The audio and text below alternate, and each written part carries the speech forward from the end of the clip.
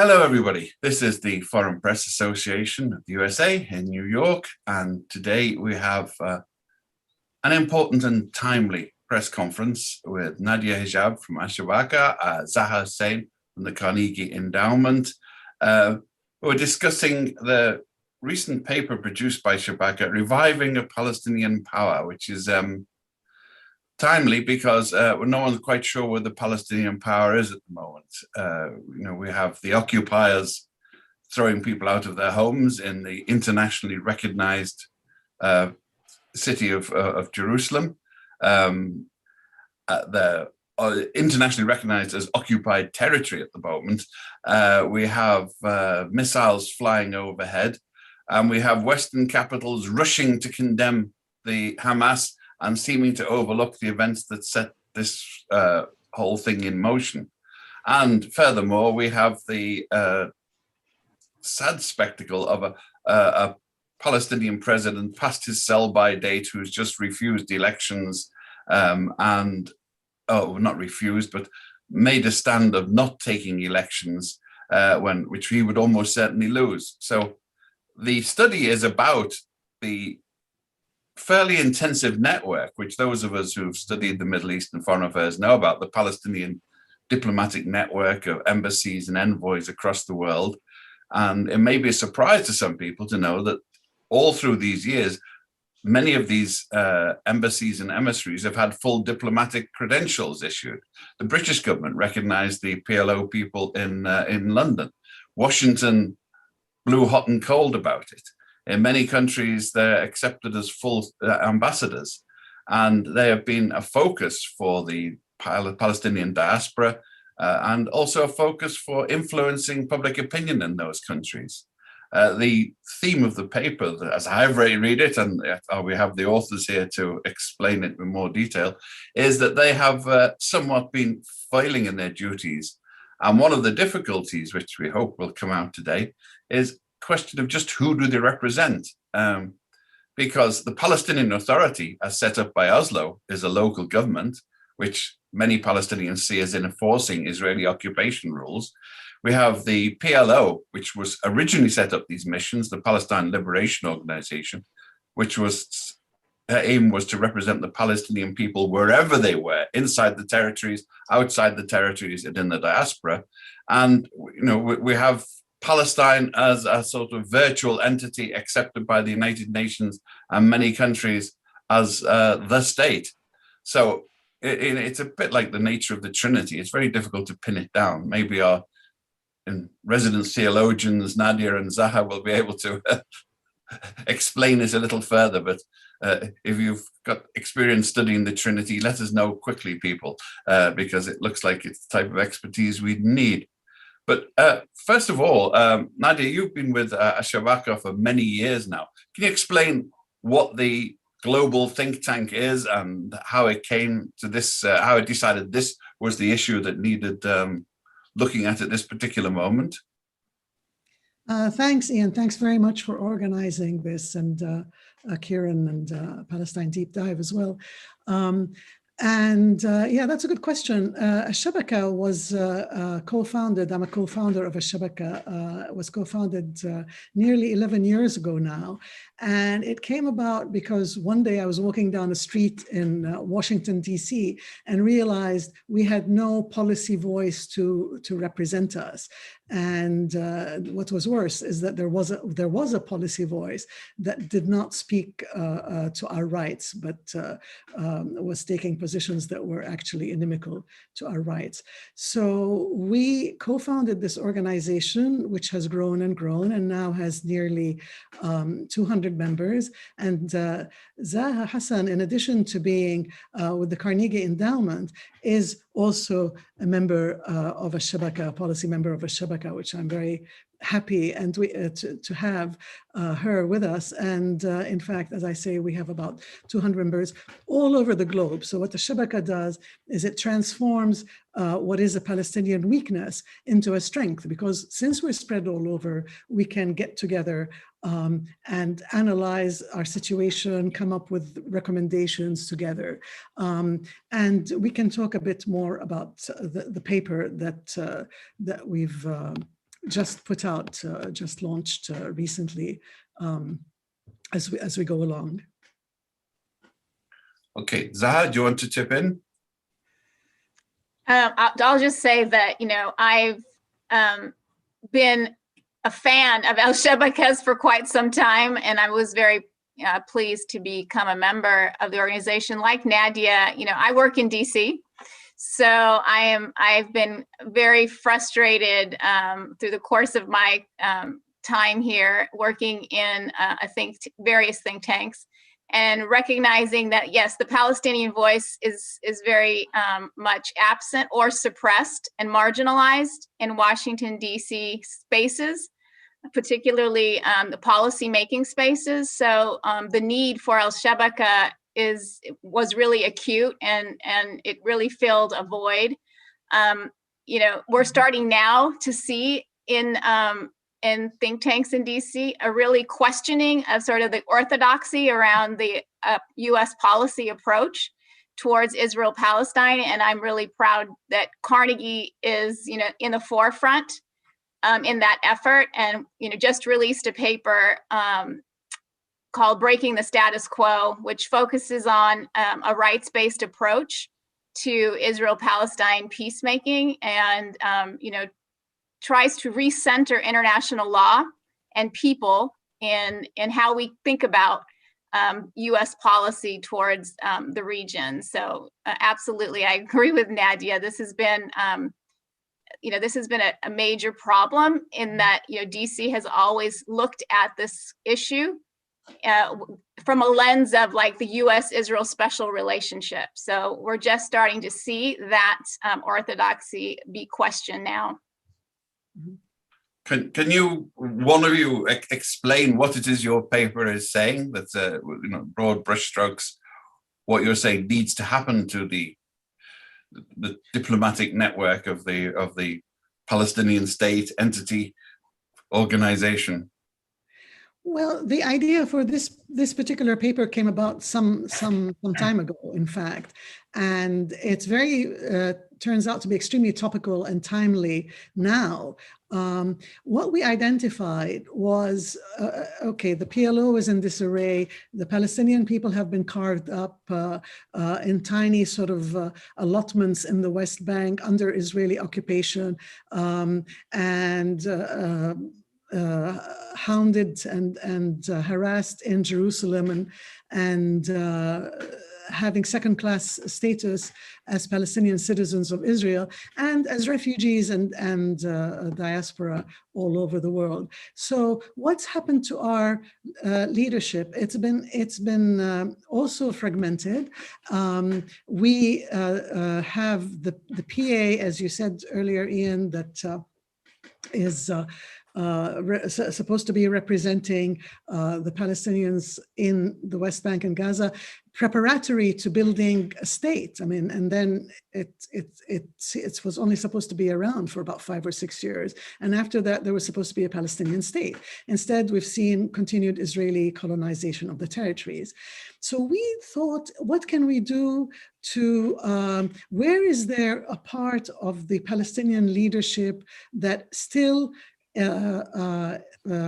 is accessible to Palestinians, or especially that is accessible to diaspora Palestinians, which themselves account for about half the Palestinian people.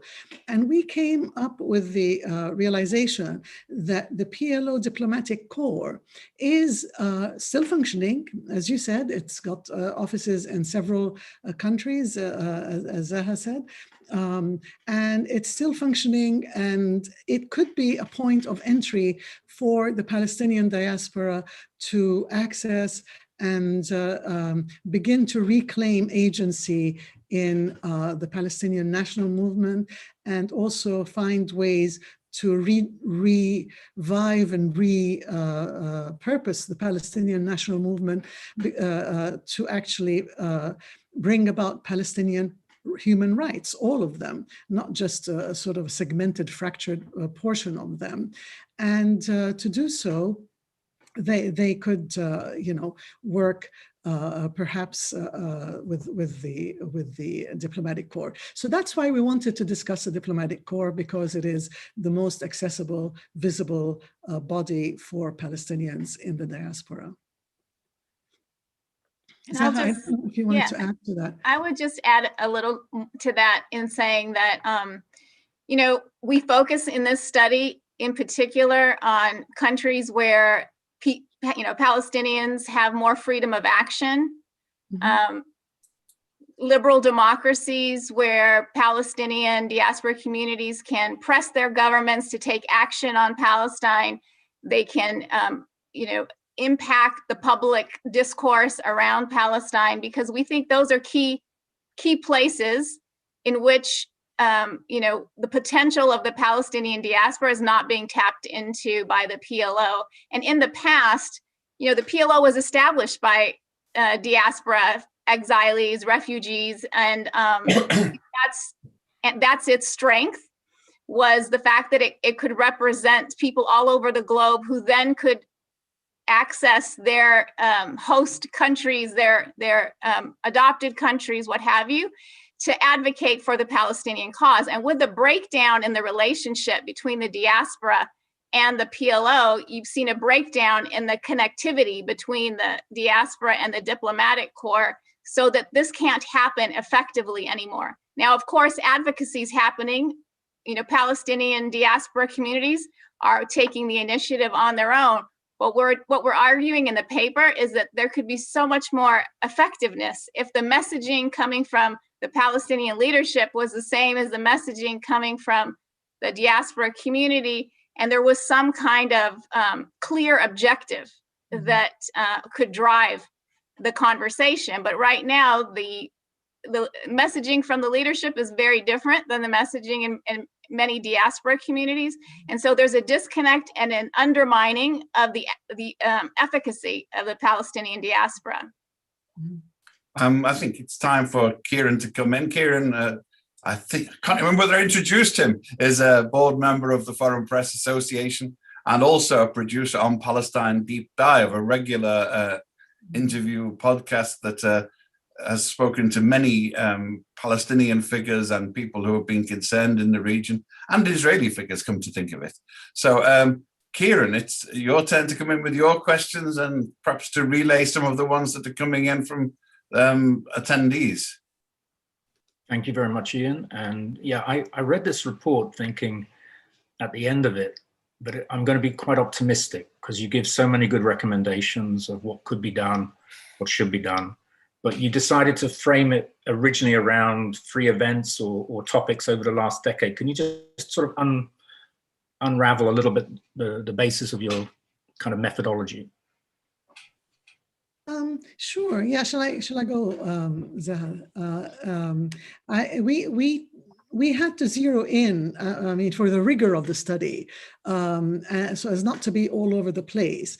We had to zero in on a time frame and on certain events that would show, describe the relationship between the diaspora and the diplomatic corps. And so we chose from 2000 to 2018.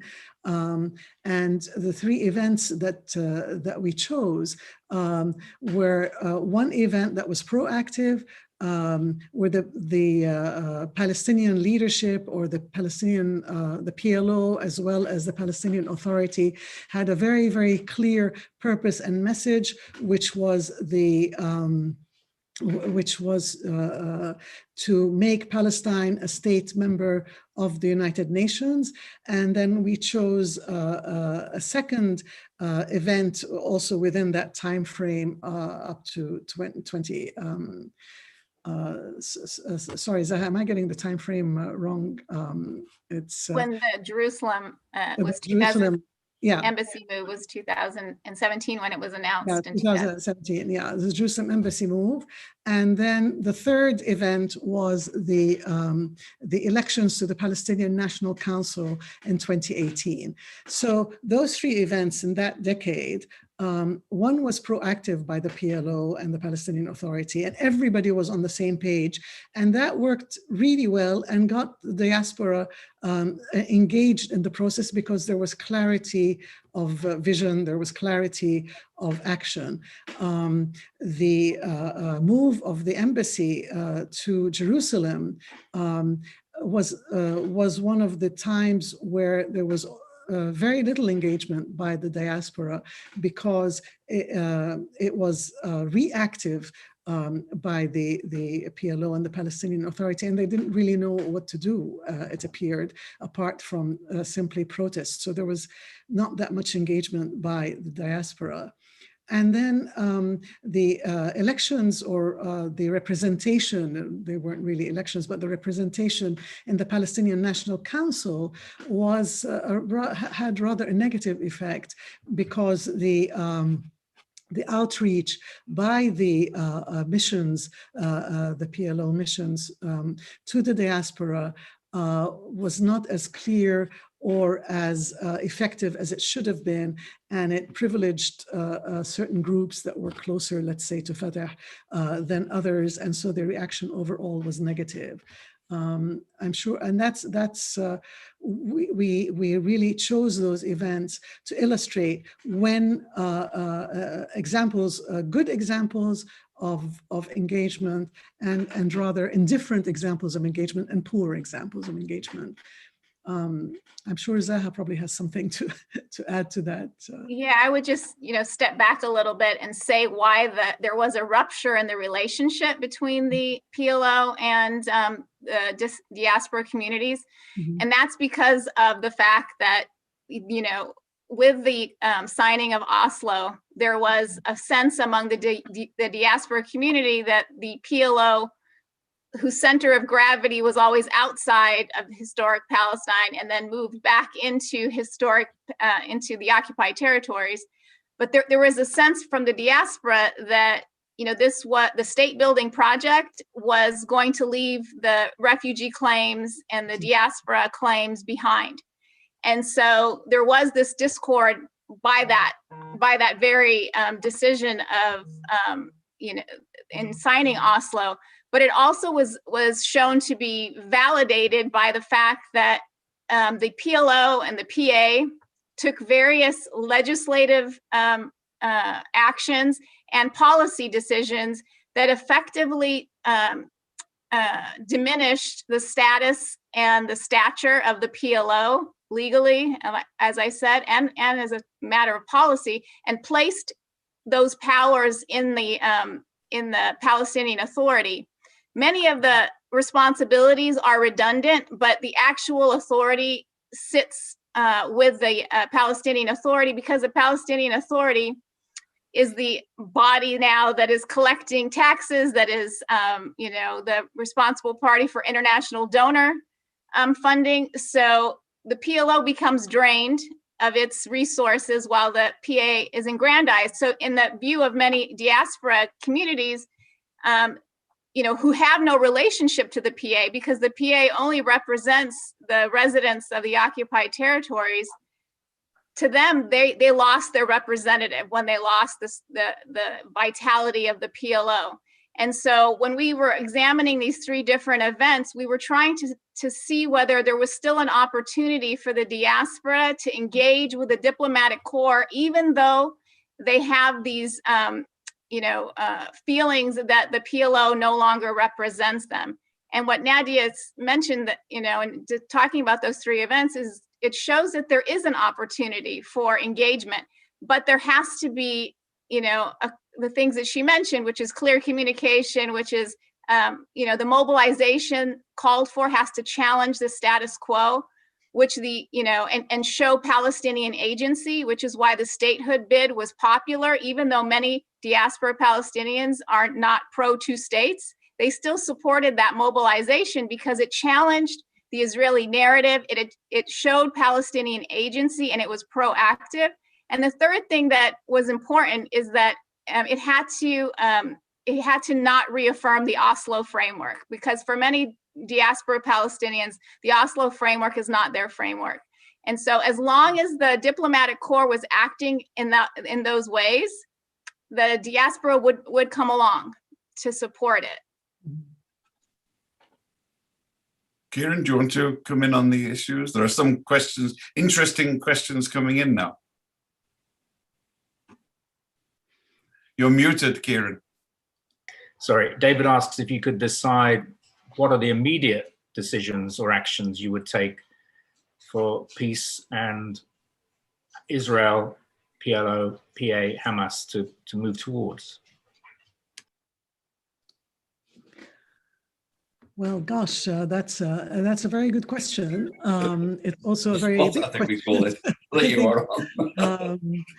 At the moment, and I think that's what's going on at the moment shows why this study is important. The study may seem abstruse to some people, but it's really important because you have an uprising of Palestinians across the world, sort of under occupation in Israel, in Gaza, and across the world, Palestinians and their allies in the diaspora. And there's no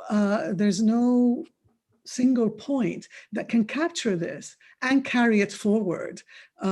So the PA, and that gets to your question, we can recommend decisions, but at the moment, the Palestinian Authority is still committed to security coordination with Israel. And, this is at a minimum to say not a good thing for a representative of a people under occupation to be collaborating with the occupying forces to keep the people under control. And so there is that challenge. And why we're able, ironically, why we can see so much going on in Jerusalem is because the Palestinian Authority has no sway in Jerusalem. And the Palestinians are directly facing the Israeli occupiers themselves. And similarly, amongst the Palestinian citizens of Israel, I mean, obviously they're citizens of Israel, they're not living under occupation, but they are Palestinians who are calling for their rights in Israel because they are treated as second-class citizens under the law, which is why now the term apartheid is being used to describe what is being done to the entire Palestinian people. And so if there had been a way of reconnecting elements of Palestinian leadership, then something could have been done to take all this energy and all this effective demonstrations that were being done by the Palestinians in Jerusalem, that were nonviolent, that were peaceful demonstrations, trying to have the right to pray, the right to move, and the right not to be evicted for the second or third or fourth time in a generation, to keep their homes. There's one of the questions, almost what you're talking about, is to some extent a reversal. Normally, a diplomatic corps represents a state to everywhere else. But you're trying to envisage a condition where the diplomatic corps is going to represent everywhere else in terms of the diaspora to the state, since there's no other means of communication. And one of the issues that's coming up, and I think you mentioned it earlier, Nadia, is the whole question of one or two states. That Palestinians are prepared to go along with the idea of two states, but it's without it much enthusiasm. And increasingly, like Michael Ingber here has said, that the two-state solution is long dead. Isn't it realistic for the Palestinians to demand a democratic one-state solution? And would this be part of of the diplomatic rethink if the diaspora were to make this call loudly and clearly? And to some extent, a lot of Israelis agree that if they don't allow a viable Palestinian state, then the necessary conclusion is a unitary state, not necessarily democratic from some of them, of course. I'll jump in there. I mean, obviously the one state, two state confederation, all of that is are on the table. I mean, Palestinians right now, there isn't a majority that supports a two-state at the moment. It's and I think, you know, Palestinians, particularly the younger generation, are just looking for their human dignity, their rights respected, and not necessarily interested in so much in the shape of that state, you know, right now. But to have that really robust discussion about what the national project should be focused on, there needs to be a rebuilding of the political address of the Palestinians. And so that's why our study focuses on this very question of how can we start to have this dialogue if half the Palestinian people are not part of it, because they no longer have any connectivity to the PLO. And so that question just really underscores why we decided to pursue this study question. But absolutely, I mean, you ask Palestinians how much they support the two-state solution after so many decades of negotiations toward that, and after we now have 750,000 settlers that now represent like 25% of the population of the West Bank. It's obviously looking less and less likely. And so we need to start thinking about alternatives, but definitely rights should be centered. And that's something that everyone agrees on as a Palestinian. The question is the strategy to get to that durable solution. Kieran? Muted. Jane asks, can Palestinian elections go ahead this year? Yeah, that's a good question, especially since so much was made about the Palestinian elections, and so much preparation went into them, and so many people took them very, very seriously. There were something like, what was it, Zaha, about over 30 lists of for the elections, lists standing for the elections. There were many people, I think 93% of the people were registered to vote. So there was a huge amount of interest in the elections, and then they were pulled. I think the disappointment amongst people is quite significant. We're not seeing it expressed at the moment. It's coming out now in support for what's going on in Jerusalem. So for the moment, the focus is on Jerusalem, and now as well as Gaza. And I don't see elections coming around anytime soon. There are not the strings are not in the hands of the people. They're still in the hands of Mahmoud Abbas, and if he decides he doesn't want elections, then there will not be elections. We would have to see a big shift or a huge amount of pressure to have elections.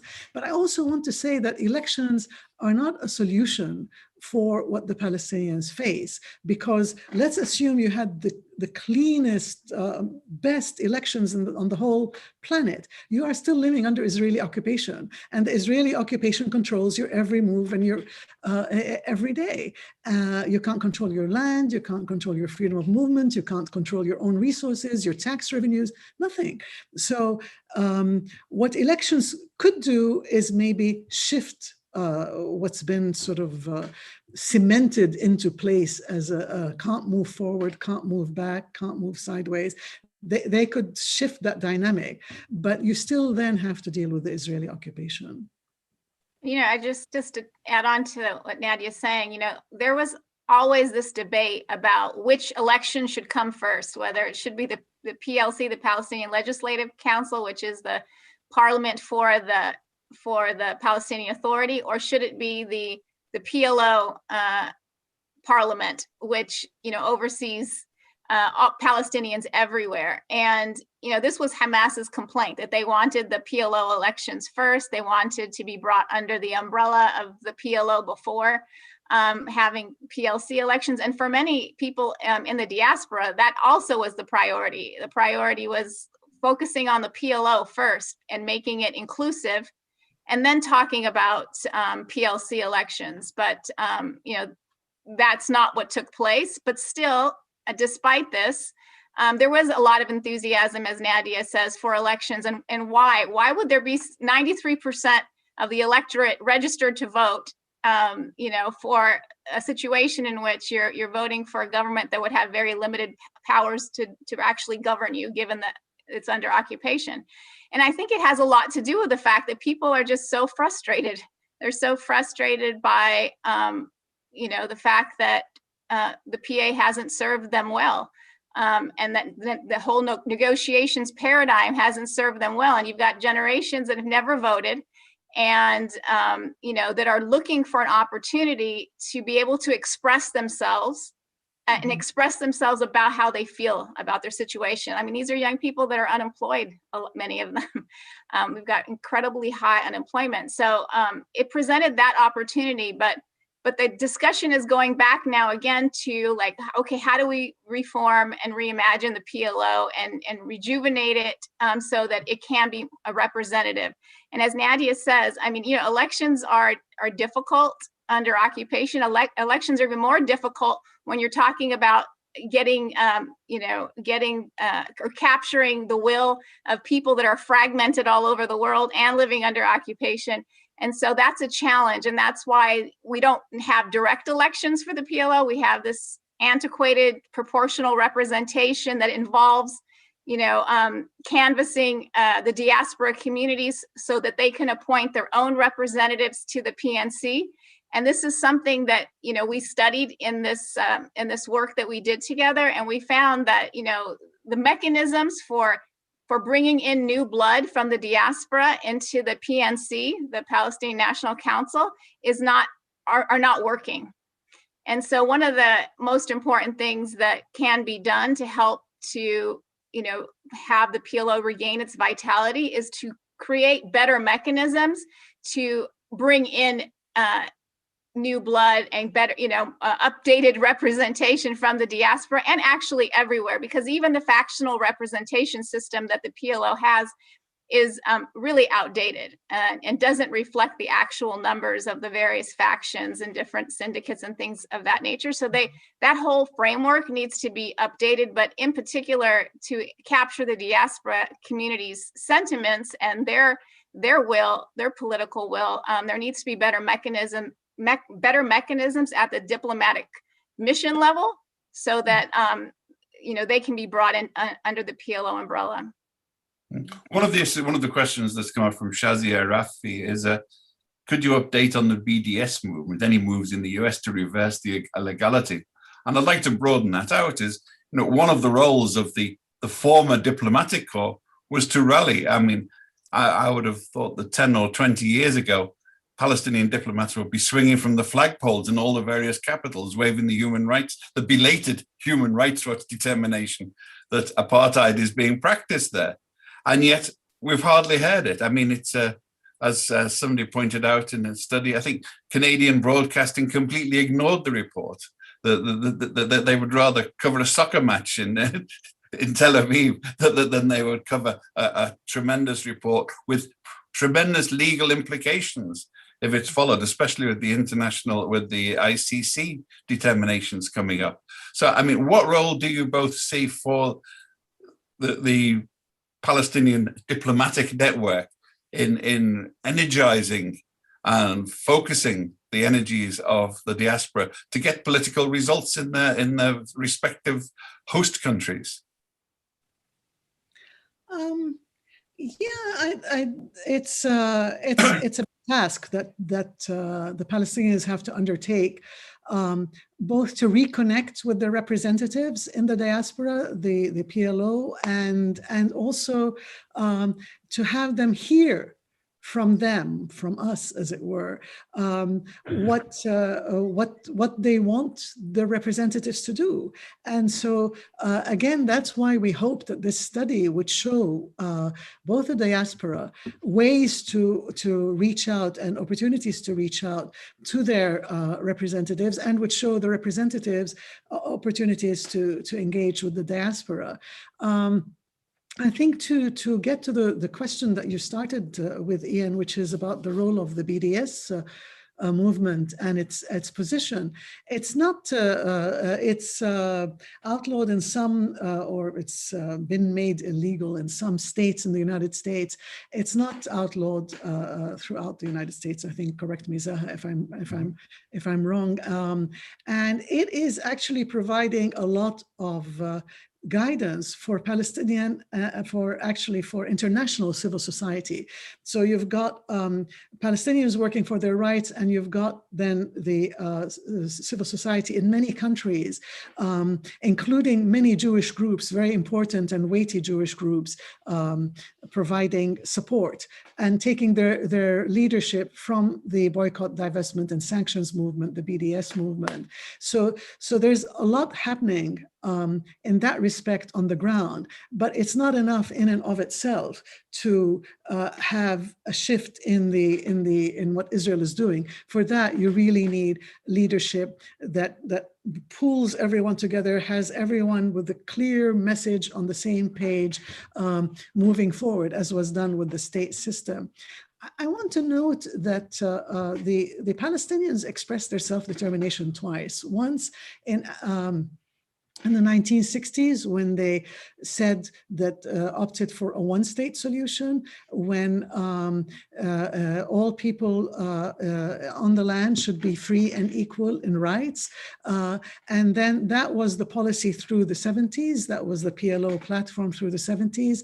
And 80s, and then it became exchanged for the two-state solution, which again was an expression of Palestinian self-determination. It was approved by the Palestinian National Council. I personally am agnostic. I think people can talk solutions, but the solutions are very far away. And what you really need is, how do we get from here to there? What are our sources of power? What are areas of activism? What coalitions, what relationships can we build to actually get to our rights? And the report that Ian mentioned, the Human Rights Watch report, which followed several other reports that have described Israel as an apartheid state, I think for us is a watershed moment, because it really tells things as they are. And it's, even if Canadian television prefers a soccer match, it is really something that is impossible to ignore, and it's given a point of unity for a lot of civil society organizations. Sorry, I overspoke there, but can I just add? I love coming after Nadia because she does all the hard lifting, and then I can come in and just add my points. You know. Yes, this Human Rights Watch report is a watershed moment. It will be a lost opportunity if you don't have this kind of coordination and engagement we're talking about between the diaspora and the Palestinian leadership. And I fear we're going to lose that opportunity again. And we've seen it lost so many times. It's heartbreaking for those of us in the human rights community, because we've had an International Court of Justice opinion, which was amazing in 2004, which talked about, you know, the application of international human rights law in the occupied Palestinian territories, as well as humanitarian law. And it talked about all the various ways in which Israel was violating Palestinian human rights, things that are confirmed in the Human Rights Watch report. And this was 2004. What was done with that report? How much, you know, activity was there by the Palestinian Authority or the PLO, or how much engagement was there with the diaspora to try to use that opportunity of that report to you know, do advocacy in the various capitals in which you find Palestinian diaspora communities? There was very little. Or think about the Goldstone report. What a watershed moment that was, when that report came out and talked about the you know, crimes, war crimes that Israel committed in Gaza, and we just, and again, not only was that not utilized, but at the very beginning of the release of that, you saw the Palestinian Authority take the position of, we don't want to talk about it right now in the Human Rights Council, right? And which caused a lot of upset, to say the least, particularly among the diaspora community. I mean, it was across the board. But pretty much paved the way for the Israelis to silence and humiliate Goldstone afterwards, of course. Yeah, they left him vulnerable in that way too. But I mean, so think about whether if there was that kind of engagement, how you might have protected and empowered the delegation that came out with that report, including Goldstone, who ended up becoming so marginalized because he felt so attacked. And then now we have the ICC opening up its investigation, and I fear that we're going to lose that opportunity too, again, because we have a Palestinian Authority that's so focused on state building and so focused on trying to get in the good graces of the administration to relaunch peace talks, that it's going to impact the ICC's energy in pursuing this. So we absolutely, this is one of the clear reasons why we need to start rebuilding the PLO and reasserting it as the representative of the Palestinians, and making sure that all Palestinians, wherever they are, have an opportunity to impact the national project and the rethinking of the national project. And on the BDS issue, I would just say, no, we don't have anything specifically that outlaws it, but we have things at the state and local level here in the United States, which try to discourage BDS, for example, by asking people that are going to sign contracts with the local government, say they're a teacher and they want to sign a contract, they have to, have a loyalty oath in some states to say that they don't boycott Israel, or you don't get awarded a state contract if you assert that you support boycotts of Israel. We have these things happening in various states, and when they go up into the courts, they get overturned because it's a clear violation of a individual right for free speech and expression. At the federal level, you definitely see a lot of members of Congress, most of them, even the progressive members, that are against BDS. But we don't have yet at the federal level anything like at the state level, where there's a conditioning of contracts on your affirming that you don't engage in boycotts of Israel. But we do have a new Democratic administration that is very much opposed to boycotts of Israel, and says that very frequently those boycotts are covers for anti-Semitism, and that's very problematic, obviously, because that creates a chilling effect in the country around BDS. It impacts student efforts on campus around Israel. And it just sends a message that, criticism of Israel and any kind of agency to try to challenge Israeli human rights abuses is bad. And you have the authority of the government saying that. So it's not like me saying I'm opposed to BDS or someone else saying it. You have the government saying that. So obviously that has impacts on the public discourse and on the way people will want to engage in the marketplace of ideas when you have something like that. Would that be helped if the Palestine ambassador to Washington, D.C. were banging on the White House door with the White House doors with the TV cameras, taking a message to President Biden? How feasible is that type of scenario? We don't have a PLO representative in D.C. At the moment. You recall they were booted out, when the PLO refused to engage on Trump's peace plan. So we don't have the ability. And in fact, under U.S. law now, we cannot. You will not see a Palestinian official on official business in the U.S. or opening up a mission, even if the Biden administration invites the PLO back to D.C. You won't find them, running to their, to come back to the U.S. because we have this Anti-Terrorism Clarification Act that was passed in 2018, which says that, if there's an official presence of the PLO on US territory, that will trigger previously dismissed civil cases that for $650 million that were against the PLO and PA for political violence dating back to the Second Intifada. Those cases were dismissed, but they will be reactivated if a PLO or PA official steps foot on US soil. So they're not going to be coming back anytime soon, even if Biden invites them to come back, which he can do under his executive powers, but it would entail such a financial liability for the PLO and PA that they wouldn't do it. Barbara asks, what global institution can hold Israel accountable for ethnic cleansing, apartheid, racism, annexation of land? And I think you've touched on it already with the various bodies, but I also put the media in there. I feel the media has not done a good enough job in looking at these issues. And quite clearly, there's a Western media bias. So I'd love to hear your thoughts on this.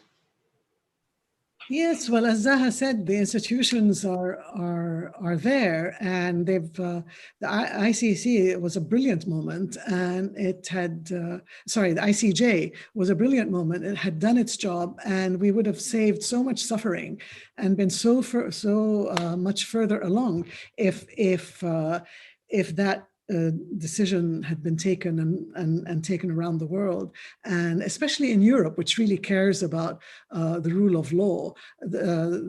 We could have stopped at that time settler goods from coming in and so on. But now, I hope I'm a bit more optimistic than Zaha. I hope that the ICC goes somewhere.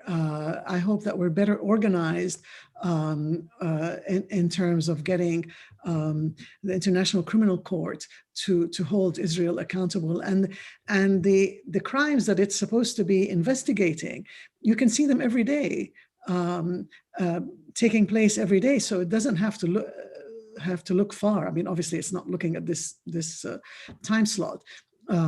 But it's really, you don't have to work very hard to make your case, but you do have to be extremely persistent to see it driven through. I think there's a shift in the media. I think whether people like it or not, the Human Rights Watch, because it's such a respected institution, highly respected in the United States, and including amongst American Jews, they have to take it seriously. They can't say, oh, well, the Human Rights Watch was great until now, but now it's a piece of trash. No, I mean, they have to. They are saying that, though. Yeah, well, but it's not sticking, I don't think. I mean, the report is excellent and very well documented and very hard to I think, brush under the rug.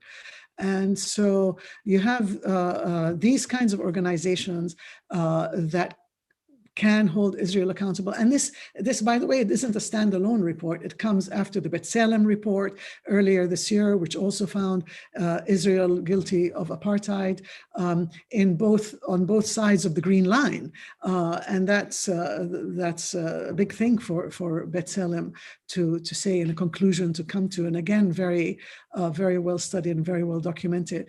And you had the report 4 years ago by Richard Falk and Virginia Tilley that was published by the UN Economic Social Commission of Western Asia, ESCWA, which was then pulled almost immediately. It was published, but it's still out there for anyone who wants to read it. And that applied the ruling, or that applied the finding of apartheid to all parts of the Palestinian people, including the diaspora, was suffering from Israeli practices of apartheid. And it's interesting that the Human Rights Watch also mentions the Palestinian exiles and refugees, the diaspora, in its report.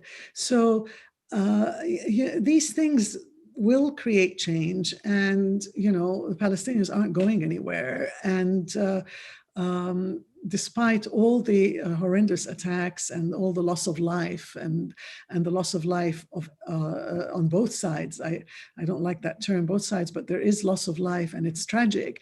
And we could avoid all that by reaching a settlement that recognizes Palestinian rights in and rights to Palestine alongside Israel or a single state of Palestinians and Israelis of full human rights.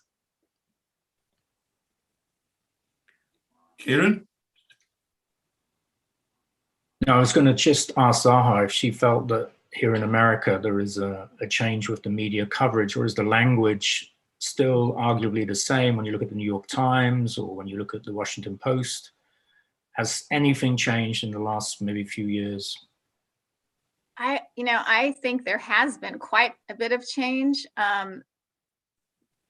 especially I would say on the op-ed pages. Like, you're seeing much more Palestinian voices represented, and you're also seeing, I think, more nuanced reporting, though it's still very much in an Israeli-centric sort of frame. But just today, if you looked at Ishan Tharoor's Washington Post and how he talked about what's taking place, I mean, I could have wrote that. I mean, he's a much better writer. But in terms of like the framing and the context and all of that was there. Like, the context is always missing when you're talking about Palestine, Israel on the pages of a newspaper. And in fact, I was just watching CNN earlier, and I'm finally seeing them cover what's going on, and they're covering it with video, because rockets were fired from Gaza, into Israel and into Jerusalem. So, that's where reporting starts. Reporting starts when it's impacting Israeli lives, when there's an Israeli casualty. That's when reporting starts. It doesn't start with there's an occupation, there's apartheid, there's repression and oppression of Palestinians, and then all these series of events happens. No, it always starts, especially on TV news, at the point in which it impacts Israelis and Israeli lives. And so, you are starting to see, because we have more opportunities to engage, because everyone's got a cell phone, everyone's recording what's happening, and everyone's uploading to social media.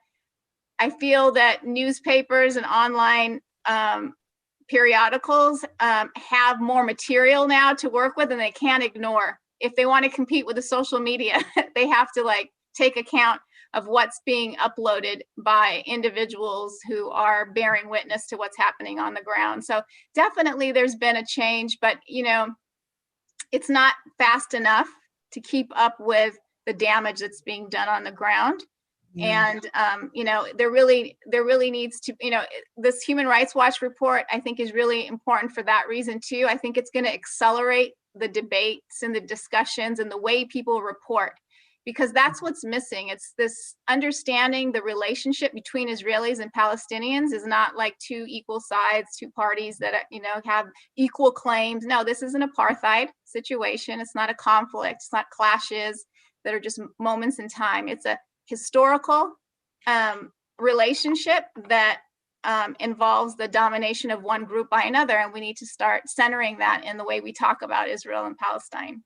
I don't know whether you saw this morning, but Haaretz carried a story about Ron Dermer, the former Israeli ambassador to Washington, who is basically saying that Israel should wash its hands of the Jews because they're far too liberal and pro-Palestinian. They should concentrate on the evangelicals. Yes. That's right. So in a sense, that's a sort of testament of the change, the real change that's taken place here over the last 10 or 20 years. Yeah. I mean, I think they've had such an easy ride, Israel under Netanyahu, that they think they can get away with anything, like sending clearly racist ambassadors to places like Britain and so on. But I want to build on what Zaha said about the media, and in response to your concerns, Kieran, which is to give a shout out, as they say, to the piece by Nathan Thrall in the New Yorker, A Day in the Life of Abid Salama, which is one of the most gripping and heartrending and forensic accounts of what has happened to Palestine and Palestinians. And I recommend it to anyone, to everyone. It's difficult reading because it's so forensic, and it merges the human story with the entire history of what's been done. But I think it's a must read for anyone who wants to follow and understand what's going on in Palestine. It's a real tour de force. I've got to get a PSA. Zaha was mentioning about Ishan Turo being a great writer. He got it from his dad, who we have on in 3 weeks' time, talking about India. Shashi Turo will be a future guest on this one, which should be, it will certainly be eloquent and entertaining, as well as informative. But we are getting towards the end now. So Nadia, do you want to sum up the discussion and what you think the point of this report? What do you hope to see from this report? I think I really would like to see the diaspora read it and have more agency. And I would like to see the diplomatic corps also read it and say, okay, where can we go from here? What can we do? And we're beginning to do some outreach to various Palestinian communities, and we've done outreach, thanks to Zaha, to several groups in the Palestinian American groups in the United States, and they were extremely responsive about wanting this report presented to them, having a discussion about it, first with a small group of about 70 people, and then with a larger group of members. And so without giving anyone the impression that we are organizing a revival of the PLO ourselves. No, we don't want to give that impression. We do want to make this information accessible. I recommend the report to everyone. And also, if you have not signed up on the Shabaka's email list, I do recommend that you sign up to get the information. There was a question, sorry, in the chat box, Ian, asking for the name of the article again that I mentioned, and it's by Nathan Thrall, T-H-R-A-L-L, and the name of the piece, or the title of the piece, is A Day in the Life of Abid Salama. A Day in the Life of Abid Salama. Okay, so look, thank you very much, Zaha. Thank you very much, Nadia. Thanks very much, my colleague Kieran. I think we've covered a lot of houses in an amazingly non-rancorous way. There are strong opinions about here, but they are rational opinions that can be dealt with. Coming up, we have the FPA has Nina Burley in a week's time. Let me get the date. Where is it?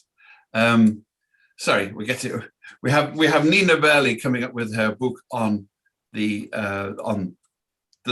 pandemic, explaining just how bad the White House response was.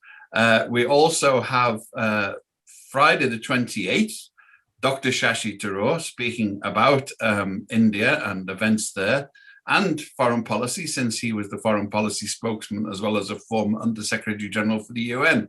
And in fact, he was, of course, a candidate for this General Secretaryship of the UN against Ban Ki-moon, who we have on Wednesday, June the 16th, to talk about his book of memoirs of his time. And I think that would be an interesting one, because I've always thought that Ban Ki-moon was misunderestimated on the Middle East. He was a lot stronger than appeared on the surface, but he was quiet and Confucian about it. So he didn't get lambasted as often as Paul Kofi, Annan, who was actually much more quietly spoken even and less staunch. So this is the Foreign Press Association in New York. I'm the president, Ian Williams. Thanks to our panelists, Nadia Hijab, Kieran Baker, and Zaha Hassan. Sign up and you get details of all of our future webcasts. If you feel sort of charitable, please remember that we're running on empty as everybody else is because of the pandemic. Donations are welcome to pay for our work and our various enterprises. We're hoping to hold, we've announced a competition which there'll be more details of, on a prize for the best coverage of the United States by foreign correspondents, which will be getting announced shortly, will be awarded later this year. And I don't think they'll be entirely simpatico. I don't think there's going to be many Trump fans applying, but never mind. That's me showing my colors, which is shocking. But thank you, everybody. Go on, you can roll now, Jamie, with titles. Thank you, everybody, and we hope to see you again soon. And thanks for your work. Thank you.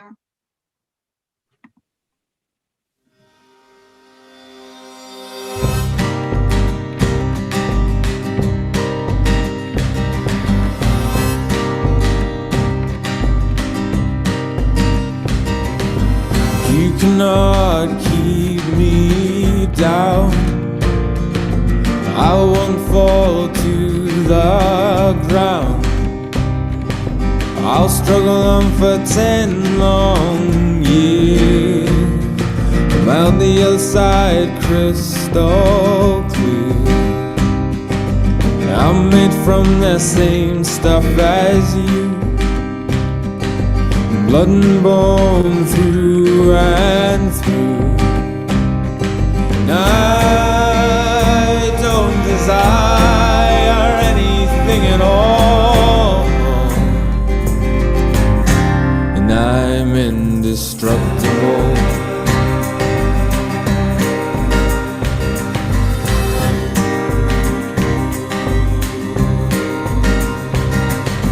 Think I'll fail, I've got news for you. The river runs deep through everything I do. I'll come back under a new disguise. Every day until I die. And I don't need no holy trinity. All I have's these songs in me. And I will stand strong and tall, and I'm indestructible.